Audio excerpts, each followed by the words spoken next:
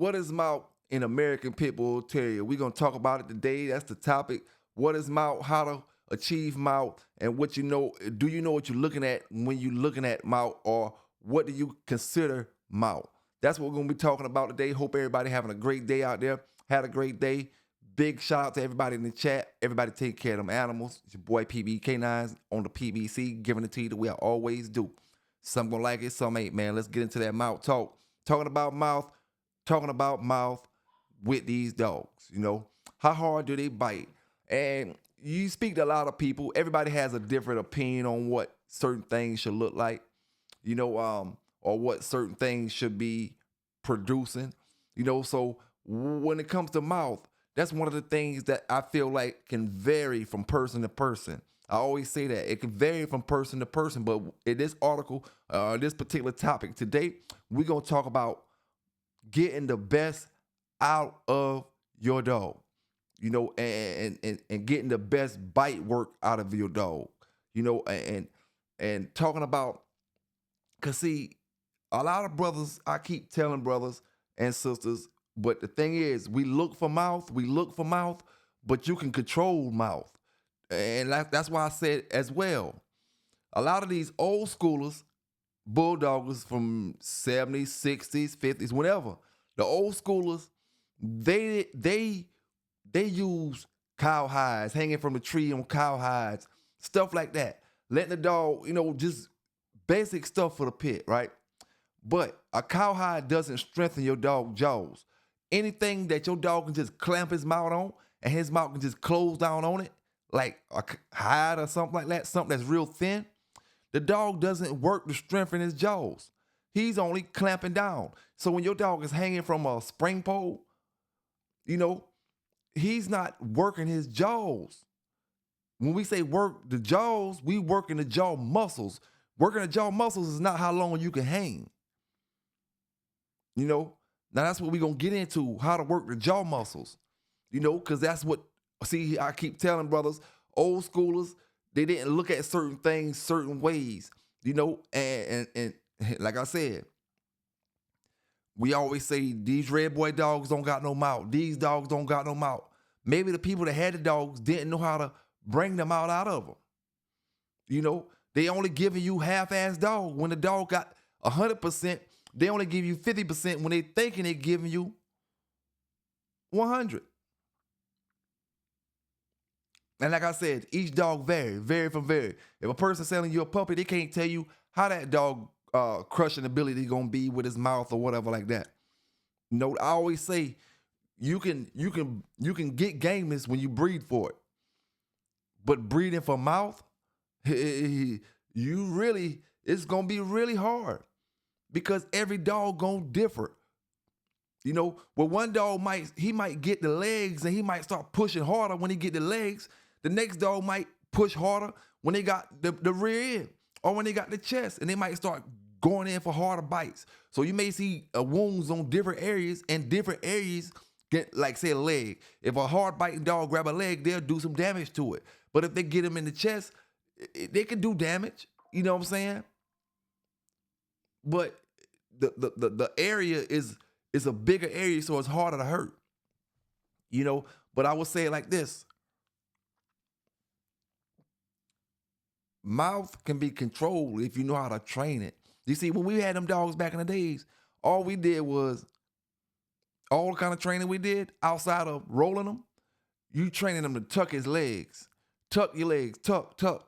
And you slapping them with some type of stick or something like that. See, if I was gonna do that in modern day time, I would never use a stick.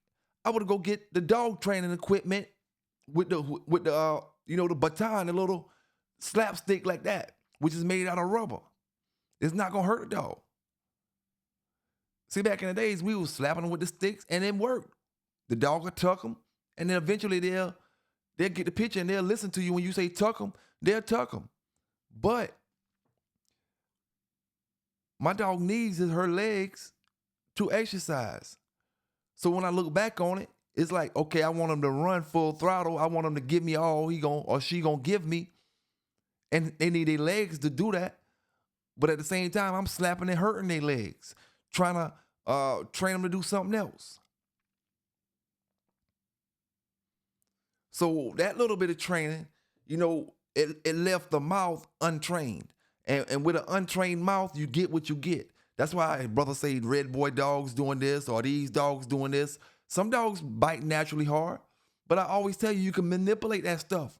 Some brothers don't have their dog weight up the par. You put enough weight on the dog can crunch down harder.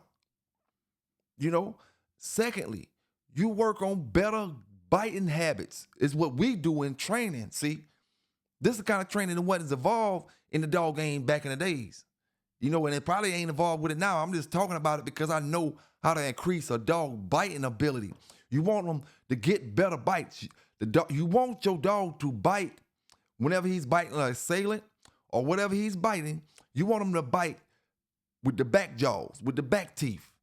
He gonna get, if he can get with the back teeth, the front teeth is automatically there. So you want the back pressure, man. That's crushing pressure. Them front teeth, them front things, that's ripping pressure. That's cutting and all that type of stuff. Them back jaws and them back teeth, you're gonna crush. That's grip. When you get a dog that's knowing how to get a better bite, you see something different. You see, oh, that dog got mouth now. No, he don't got mouth. He know how to use his mouth. I told you before, right? What's the purpose of having an alligator? If he jump on a smart dog that's stupid smart in game and keep him out of any area that he trying to get to. He get frustrated, he may quit. Then his mouth is no good once the smart dog keeps him away. But if he knows how to make better bites, that mouth that you're looking for, it'll last longer. And teaching a dog, it ain't like, oh, I can put him on another dog to teach him to get better bites. You gotta really teach the dog this. This ain't nothing you can put him on another dog to do. You know what I'm saying? You have to teach the dog to dig in for a better bite. And like I said, you must use what we call a wedge. In dog training, we'll call it a wedge, and it'll be up on the screen so you can see it. But the dog bites it and he have to put his whole mouth on it. And his jaws is strengthening up as he's training on it. The more he gets the chance to bite it, the more biting he does with it, his jaws is strengthening up. He's using his whole mouth to make bite. He's not biting with the front part of his teeth. He wouldn't get no wins with a wedge biting with the front part of his mouth. And that's what dog trainers try to avoid, because that's a lot of times they call that like nit biting and stuff like that. Like that type of biting. You want them to bite with the back jaws, the crushing teeth, the molars.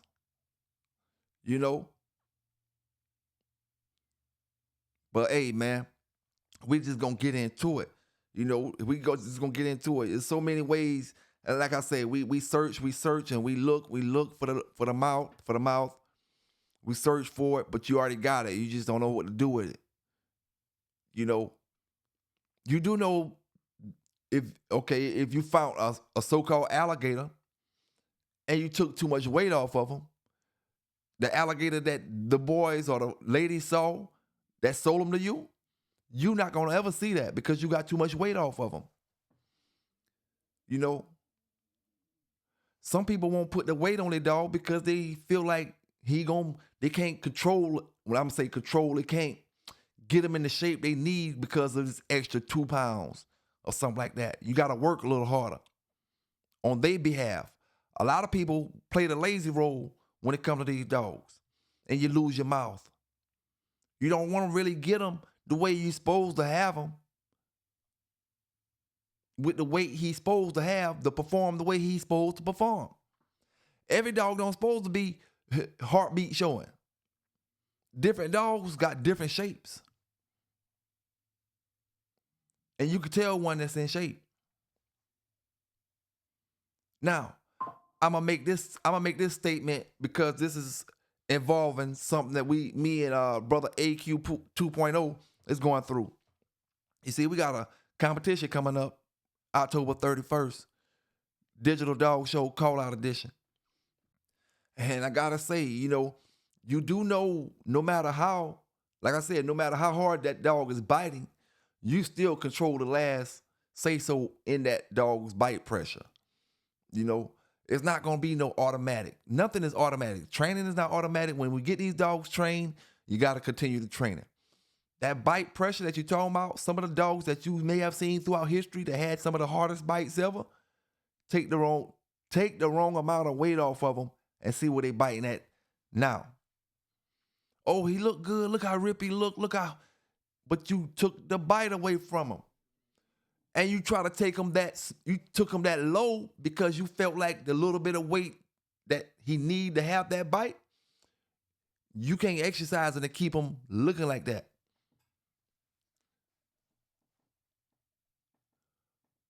See, you wouldn't believe how many people think a skinny dog is an in shape dog.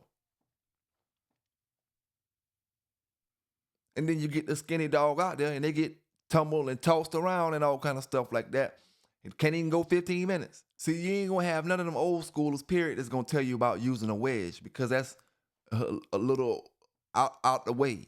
You know what I'm saying? I told you before, when it comes to the old school stuff and the old school ways, it was in a small bubble. You know what I'm saying? It was in a small bubble. A brother from back in the days, the only way they gonna tell you to control the mouth, some of them say have them biting neck bones and all type of stuff and ham bones and ham hocks and all that. That's gonna sharpen his teeth and it may make him where he just, may increase something. But that's not how you teach a dog how to get a better bite and how to bite harder and keep his bite. You know, so like I said, man, it's just basically knowing what your dog weight is, knowing if you got too much weight off of them. Like they always say, when you got too much weight off of them, it starts sinking in between the forehead. You start seeing a sink area in between the forehead and in between the eyes. When you got too much weight off of them. Some brothers try to dry their dog out too much and they take too much weight off of them. If you don't know how to check if your dog too dry, you pull his skin up behind his neck and let it go, let it drop. Some people do it on the rear end part back there, on the back part of the back. Lift the water up, lift the skin up, and see how much water they got in the body. You start counting, you get your count. If like I always say, I don't want to count. I want mine to go straight down. I never had a problem drying a dog out. I never had a problem making weight. You know what I'm saying? And like I said, we work hard. This is what I want to say, right? And I'm not about to get on my steroid, brothers, but I'm about to tell you this. If you could take steroids and work them and work your dog to where they can work being shot up on the roids and they know how to work and overdo it, they can do it. Just imagine what you can do with keeping that dog at a healthy weight, but working them the right way. If you can teach a dog that's juiced up on roids how to maintain his stamina and all that type of stuff for hours and hours, then you can do the same exact thing, with another dog.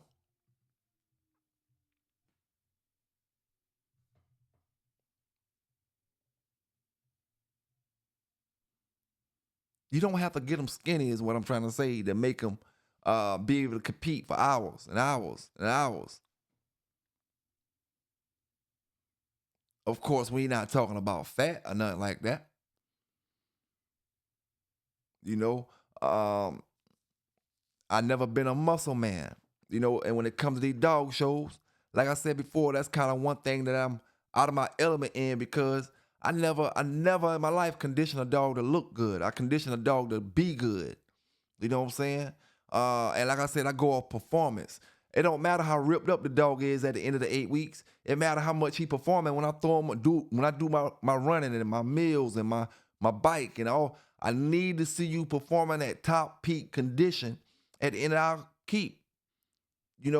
So making a dog muscular wasn't really my thing. I was never big on the weights at all because I always knew a muscular dog will quit because the oxygen can't flow through the muscles the same way it do through a slender dog or a slender person. You know exactly why you gonna have your brothers who built. You can't see their neck. They all the way ripped. They can't fight long. I don't care what they say. You don't let them grab you. You stay off of them. They can't fight long. The oxygen won't allow the muscle to keep continuing. They ain't gonna be able to swing with the same amount of strength they were swinging with them first few minutes. Unless they train for endurance while being big like that. So it won't be no different than training yourself on roids. If you can train yourself on that, then you can train yourself while you big. It's just gonna take more, and you're gonna see that you may need to slim down a little bit. So I wasn't never really big on muscles or none of that at all. I always felt like the muscles I need to achieve, I can achieve them with flirt poling or doing intense activities like that. You know. So I'll say it again. You know, it's a lot of your maybe famous dogs that made a name for themselves, but was a dog that they said didn't have any mouth. But if that dog would have been subject to a different type of training than the normal, than the same old shit everybody was taught, you know, if that dog would have been subject to some more training, he would have had a harder bite. I don't care which dog it is. It can be the weakest mouth red boy dog, but if you train that dog to get better bite placement, you know, a lot of brothers don't pay attention to that, even when it comes to your pits back in the days in the box. Oh, he grabbing, he locking, but he locking with his front teeth. He locking with the front part of his mouth. He not digging in to put them back jaws on it. You know, he may get a grip with the front and then go to tugging and pulling back. You want him to get the whole mouth on it. That way he'll cut and he'll crush.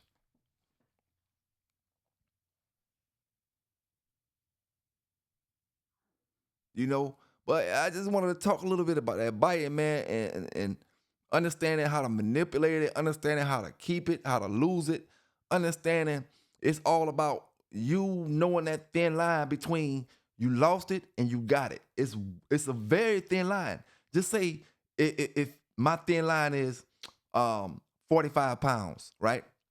He biting like a shark. 44 is a little weaker. I got him hooked in at 43. He hooked in at 43, and then the 44 was weaker than the 45 was sharp. 44 was weak, and I'm hooking him at 43. So how you think he gonna be biting?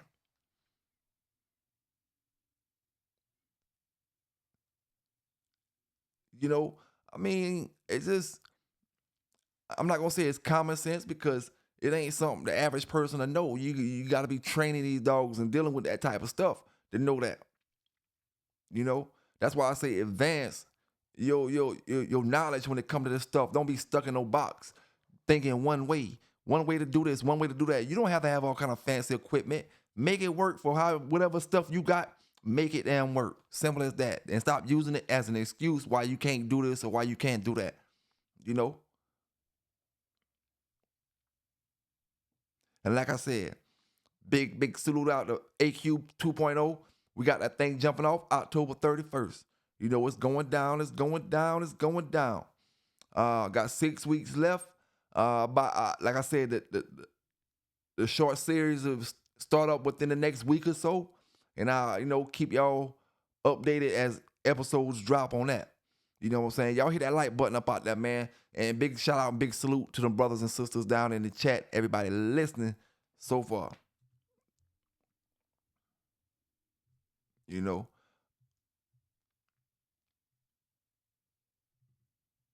And them wedges, you can buy them, and like I said, uh, you will see some of your pits, that grab all kind of stuff. Go get one of them wedges and let him bite it and see how hard see if he gonna bite it. Some of them dogs won't even bite that stuff because they're not used to biting something with some stiffness to it. See, them wedges got stiffness to it. They gotta really put some some grip down, and the way it's shaped, it makes them put their whole mouth on it. Learn how to use their whole mouth to dig. You want whatever they biting to be in the back part of their jaws back there. And that's what that wedge do when it's properly used the right way. A wedge is not a bite sleeve. It's a difference. But I will say, a bite sleeve is better than a cowhide. Because cowhide is thin, like I said before. Only thing you accomplishing is showing that your dog can hang or showing that your dog can shake something. But as far as jaw power, you're not gaining no jaw power from no hide, biting no hide. Your dog got a full clamp and his teeth touching. There's nothing, no kind of resistance in his jaws to try to force his mouth open. When he got a wedge, when he got something and he clamped down, he can't close his mouth shut. If he keep them jaws locked down, he gonna be using his muscles to do it. So that's the difference. When you use a wedge to make your dog bite something, it's when you start seeing, oh, maybe he don't lock. The old saying, the Pitbull's lock. Oh, maybe he don't lock because that's the first time you seen him bite something and he let it go. He'll grab a rag, his teeth can close all the way down on it. He'll grab that hide, his teeth can close all the way down on it. He won't grab that wedge and make him feel uncomfortable. And then if you wanted to put that wedge as an example of what he could be doing, if he hog hunting, that wedge could be the same thing as a hog thigh. He what he gonna do to a hog if he can't handle the wedge? If he not used to it, he not gonna bite it regardless. You gotta get him used to it. But once he's used to it and he start biting it and he's making whole bites, then when you send that dog out there to a hog or something, he gonna bite for real. He gonna put the whole, whatever meat he's biting is all gonna be in his mouth. You ever seen a dog go in for the finish using the tip of their teeth? When have you ever seen a dog go for the finish? I don't care if he don't got no mouth left. Why don't they use the tip of their teeth to go for the finish? Every time you seen a dog go for the finish, he digs in to get the back teeth. He digging in for a better bite. And then he don't even know what he's doing. What you gonna do is you gonna use the wedge as if like he's digging in for the better bite, going in for the finish. He need to be digging in that wedge the same way, off top though.